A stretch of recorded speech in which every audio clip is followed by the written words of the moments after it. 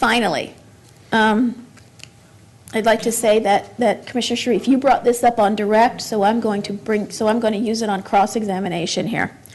You brought up the FAC meeting last month. And while I know I have beaten this horse so dead that you don't even know it's a horse anymore. Get off the horse. I'm not. And I want to tell you why. I'm not asking for anything from this commission today about this. But the Board of Directors of the Florida Association of Counties 2 weeks ago hired an executive director who our own commissioner, the president-elect of the Florida Association of Counties did not have an opportunity to interview as other executive committee, and here's what happened, and she probably won't tell you this, but I will. So there was an executive committee meeting of FAC in September to interview possible candidates for executive director because Chris Hawley is retiring. And there were 3 possible candidates from the Florida Association of Counties. One didn't want it, one was not as qualified, and then there was the 3rd candidate. And Commissioner Sharif contacted the Florida Association of Counties and said she could not make the meeting in September. Could they postpone it to another time? This is the president-elect from an urban county, Broward County, okay? And only 2 members of the executive committee showed up to this meeting. Barbara couldn't go. 1 member who showed up to interview the only candidate had lost his primary, so he wasn't even going to be on FAC anymore come November, all right? But he was on the executive committee at the time, and 2 members of the executive committee determined who the candidate would be that would be brought forward to the board of directors last month at FAC. And the board of directors ratified the 2 executive committee members who chose this candidate. This candidate is not from an urban county. This candidate there was no national search done to determine whether or not somebody better, somebody more in tune with, things that are going on south of Orlando, nothing. And the worst part of all, in my opinion, is they disrespected their president-elect, who just happens to be a member on our board. So we can continue to pay them our dues, we can continue to participate, and we can continue to get it stuck straight up every time, because they still have not heard the message from this county commission, because we continue to write them the check that they aren't listening to us, they aren't paying attention to us. In fact, they're doing everything they can to make it clear, to me certainly, that they don't want to listen to us, but they just want our check. That's it. Thank you. Commissioner Wexler. I'm with you, and I will be a no again if that item comes forward. You just told me to leave it alone. But while our commission member is involved, I'm going to certainly attempt to support her in that effort, although what you've shared with us is disgraceful. It's absolutely disgraceful. And I mean, I don't know how you can function in that environment. I really don't.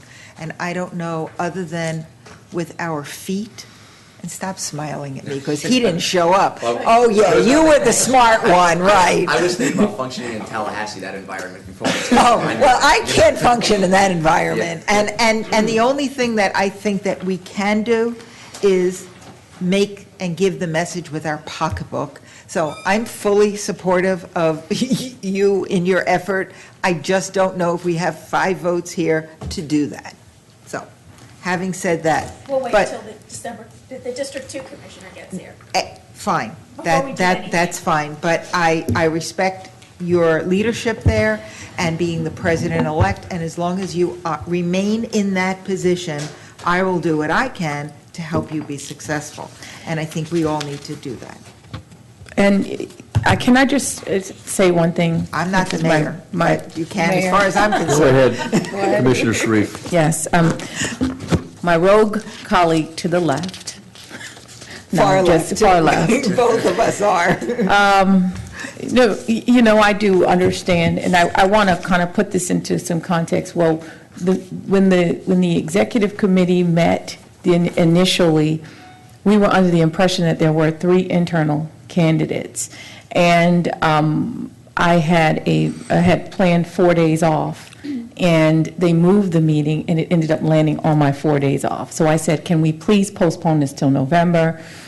They said no, it had to be done that time, and at that point I thought it was just interviews taking place. after the meeting was over with, I got a notification that an offer had been made. So at that point, as one of my colleagues put it, there was no way to unscramble the egg. So one of the board members who had voted on that said, well, they couldn't unoffer the offer. At that time, I wanted to go out for a national search because I felt like for a job that pays in excess of $269,000 a year with salary and benefits, that there should have been a national search done.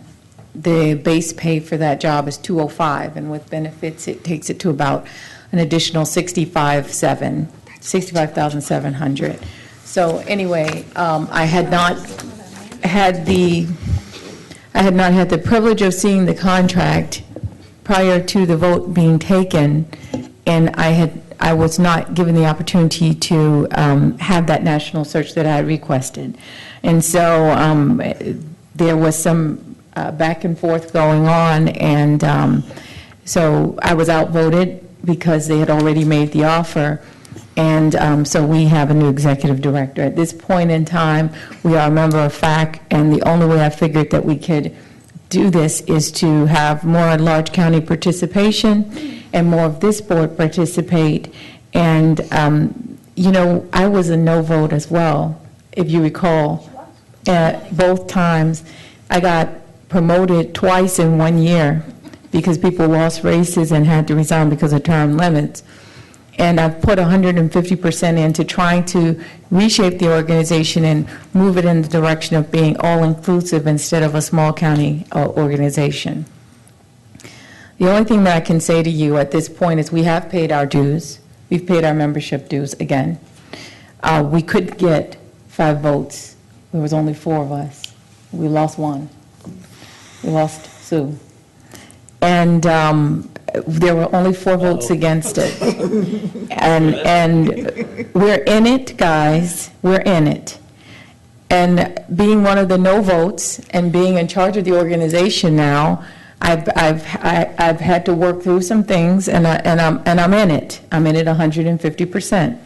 And what I'm asking is, since I know we are not going to get to 5 to come out of it, then I'm asking the 5 that raise their hand to stay in it every time to start participating in it. And so, and Commissioner LaMarca, we've carried the water for many years together at FAC. And you can call us Batman and Robin, because we've been trustee sidekicks at FAC every single meeting. I can count on seeing Commissioner LaMarca there. And I just want to say that if you're truly not interested in being in this organization and you're truly not interested in participating in the organization, then why are we still in the organization? Because it can't get 5 votes. That was rhetorical, actually. Maybe All right, we well, can put in let's some do this. At this if we point, wish to what I'm discuss it. asking is, we're in it, we need to participate and make our membership dues count. Yeah, let's see that's what I'm if this opportunity actually does bear fruit for us. And I think we have a strong advocate with Commissioner Sharif as the incoming president of FAC. And, you know, it is difficult because the small counties, you know, push the organization around a lot. But there may be a change. I kind of sense with FAC actually coming down to Broward County to meet with us that they heard the message that it was a very close call on us exiting FAC. And of course, Commissioner Kerr, as a member, I know that everybody's looking forward to your appearance at the next meeting. I will be there. All right, Commissioner Ford, do you have any comments?